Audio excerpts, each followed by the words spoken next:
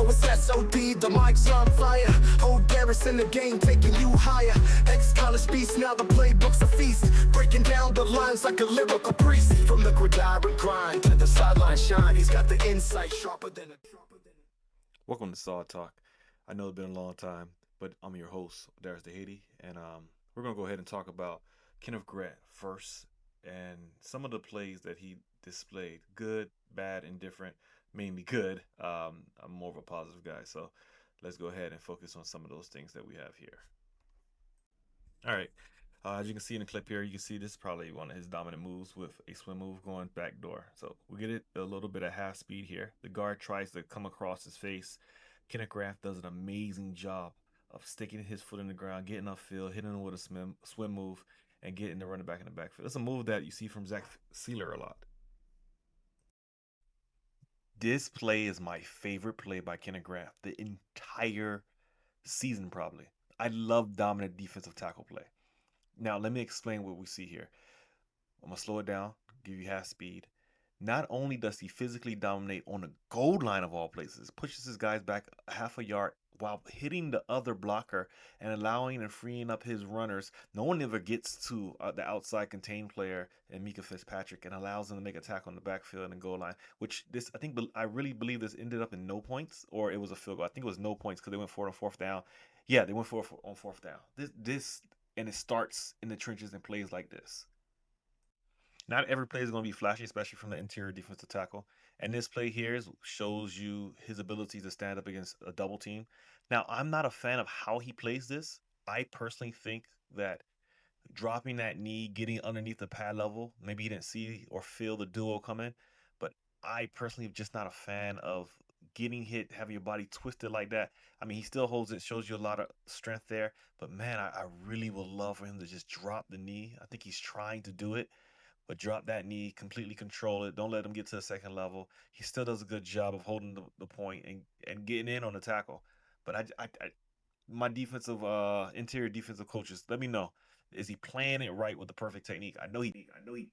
I love how they play it here. So he's lined up in the 2-eye, and then you get in the situation where you get a tight end, their motions and inserts, creating an extra gap for them to have to cover. And so Grant gets into a situation where he's actually two gapping. He's not just shooting. And not only does he does a great job of two gapping it, he gets off of the guy and falls in to make a play. Now, let me give some love to Sealer because he does it as well on his side. But he also does, Grant does it also while getting hit with the center. And he barely moves. That's a mountain of a man right there. And that's the type of stuff we need. Holding the line, winning the line of scrimmage, getting hit with a quick duo, a little help. And that also tells me sometimes our offensive line is not that bad, because when we do this, we'd be throwing people off the line of scrimmage. And Grant does a great job holding up, coming in and helping make that tackle. Great job by the defensive line. So I gotta give some pass rushing love to my defensive tackles, both rookies, and then we have a 2-eye, and so we get a stunt from the two defensive tackles, and he actually gets a pressure on the quarterback. Now, my only critique is once he gets around that corner, and when he's coming back around, and he actually has a step, drop the shoulder. We got to get a little bit of leverage with our body. Gets his hands on, does a great job from Phillips, taking away the center. He comes underneath. The guard comes, drop the shoulder more, and give me a rip move to get underneath it so you can flatten that out and get to the back of the quarterback, maybe even get that ball out. But because he has to kind of open it up and U it out, he gets to give it a chance for the quarterback to get out of the pocket and throw the ball away. I think this ball is incomplete, but still, good pressure. I just want a little small critique.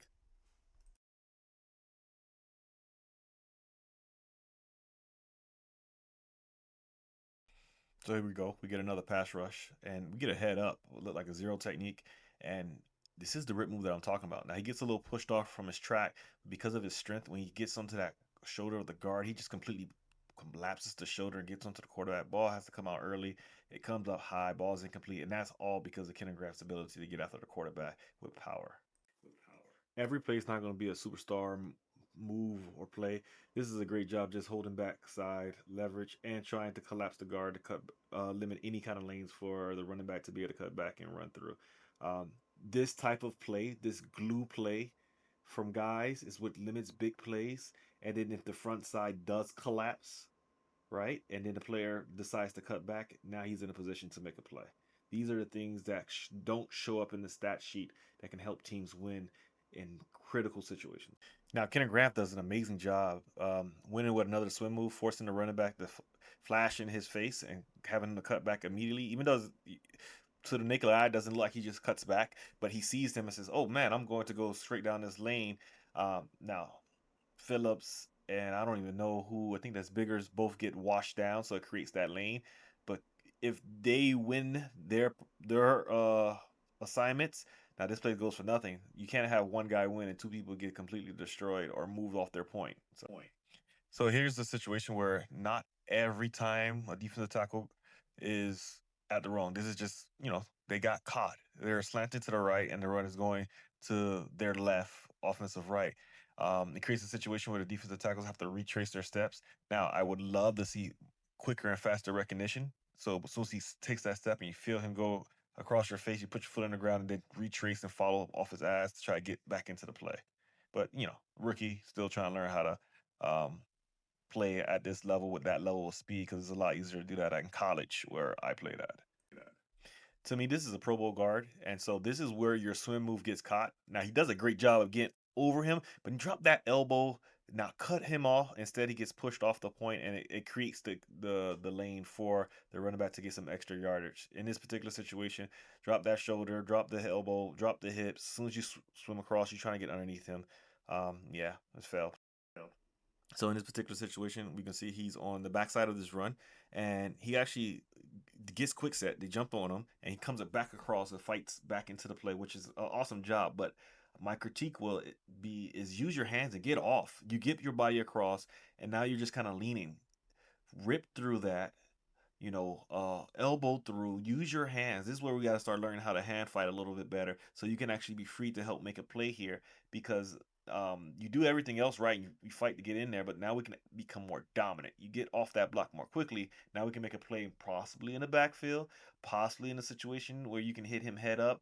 Possibly, if the front side does a fail on their assignments, you can make a play, and those are the type of things that needs to be the next step, the next evolution of this young player. It's an issue that a lot of young defensive players have from at every level of football.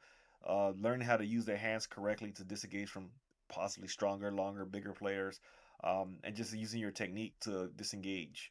Be our last play, and I really feel like it's just a good on good play.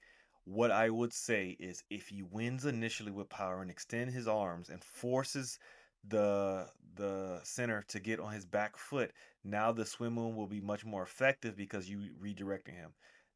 But he does a great job, center. Keep dropping his feet, stay low, get underneath him, and so that when the swim move doesn't fully get him cross, he can now drive him back out of the play. Kenneth Graham did a great job of actually using his ability to try to get into the play. It's you have to finish it, gotta finish it, because when you have players like this that stay on you, like what you're taught, now they can drive you out and create a lane. I think, and I think this is one of the biggest issues our offensive line does not do. We do not stay attached.